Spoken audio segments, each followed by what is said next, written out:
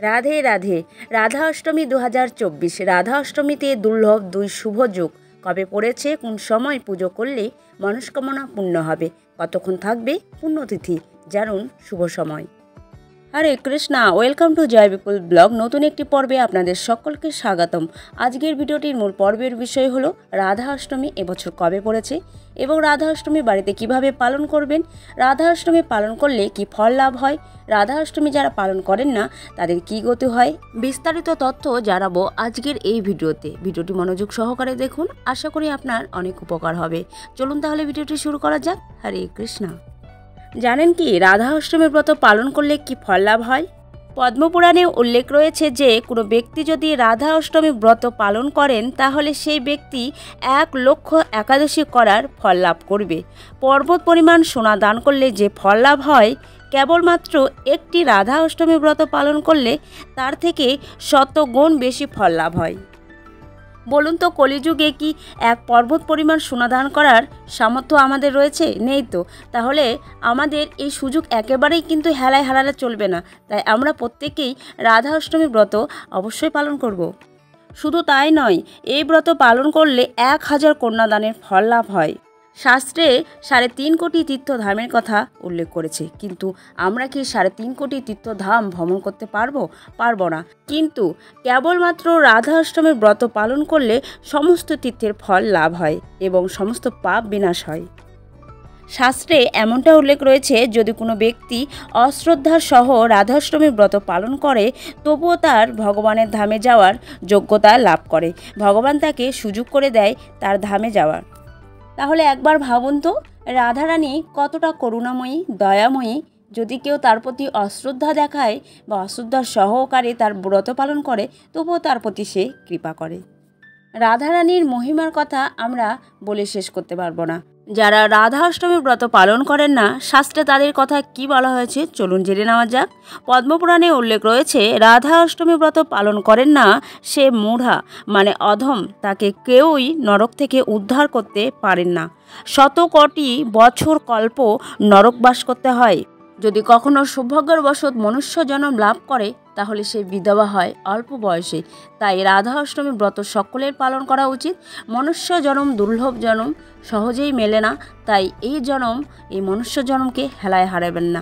নারী পুরুষ ছোট বড় সকলেই রাধা অষ্টমী ব্রত পালন করুন। কিন্তু কিভাবে পালন করবেন রাধা অষ্টমীর ব্রত চলুন শ্রবণ করুন। যারা আমিষভোজী রয়েছেন তারা আগের দিন পরের দিন আমিষ আহার বর্জন করবেন। উপবাস পালন করতে হবে দুপুর 12টা পর্যন্ত। ব্রতের দিন ব্রহ্মমুহূর্তে উঠতে হবে। মন্দির সেবা পূজা পাঠ করে ভগবানকে ভোগ লাগানো, মঙ্গলা আরতি করুন, ভগবানের চরণে তুলসীপত্র নিবেদন করুন, সুন্দর সুন্দর সুগন্ধি ফুল নিবেদন করুন। কিন্তু মনে রাখবেন, রাধারানীর চরণে কখনোই তুলসীপত্র নিবেদন করবেন না, শুধুমাত্র ফুল নিবেদন করবেন এবং অভিষেক করতে পারেন পঞ্চামৃত দিয়ে। এরপর অন্ন ব্যঞ্জন সুন্দর করে রান্না করে রাধারানীর পছন্দের রান্নাগুলো ভোগ নিবেদন করুন এবং দুপুরের পর পালন করে নিতে পারবেন অন্নপ্রসাদ গ্রহণ করে। যেহেতু রাধারানী মধ্যাহ্নকালে আবির্ভাব হয়েছিল বলে দুপুর 12টা পর্যন্ত উপবাস করতে হবে। যদি আপনারা কেউ মনে করেন বা ইচ্ছা হয় যে আমরা পূর্ণ দিবস এই রাধা অষ্টমীর উপবাস পালন করব, মানে একাদশীর মতো দিবারাত্রি উপবাস পালন করে পরদিন পালন ভাঙব, সেটাও হবে, কোনো অসুবিধা নেই। কিন্তু যেহেতু রাধারানীর আবির্ভাব হয়েছে দুপুরে, তাই জন্য আমরা সকলেই দুপুর পর্যন্ত উপবাস থাকবো নির্জলা এবং এরপর আমরা ভগবানকে এবং সঙ্গে রাধারানীকে সুন্দর সুন্দর ভোগ নিবেদন করে পালন করে নেব। এবার রাধা অষ্টমীর দিন পুজো করার জন্য সময় পাবেন 2 ঘন্টা 29 মিনিটের শুভ সময় পাবেন। যারা উপবাস করবেন তারা রাধা অষ্টমীর পুজো করতে পারবেন সকাল 11টা 3 মিনিট থেকে দুপুর 1টা 32 মিনিট পর্যন্ত। রাধা অষ্টমীর দুপুরেই পুজো হয়।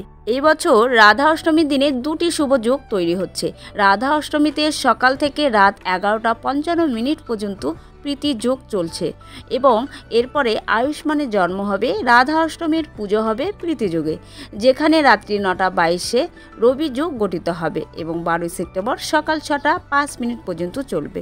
রাধা অষ্টমী অবশ্যই আপনারা করবেন এবং রাধা অষ্টমী উপলক্ষে উপবাস যারা করে পুজো করলে জীবনে কিন্তু সুখ ও সমৃদ্ধি আসে। রাধাকৃষ্ণের আশীর্বাদে সকল দুঃখ দূর হয়।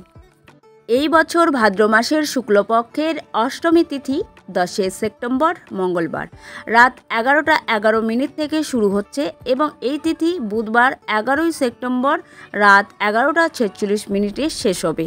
উদয় তিথির ভিত্তিতে 11 সেপ্টেম্বর বুধবার রাধা অষ্টমীর পবিত্র উৎসব পালিত হবে। সকলেই এই রাধা অষ্টমীর ব্রত পালন করুন, নিজে পালন করবেন এবং অন্যকে উৎসাহিত করবেন। আশা করি আজকের এই রাধা অষ্টমীর বিস্তারিত তথ্য আপনাদের ভালো লেগেছে। ভালো লাগলে লাইক করবেন, পারলে শেয়ার করবেন। আজ আসি, দেখা হচ্ছে নতুন কোনো ভিডিওতে। ততক্ষণে সকলেই ভালো থাকুন, সুস্থ থাকুন। হরে কৃষ্ণা, হরি বল, জয় শিল প্রভুপাদ।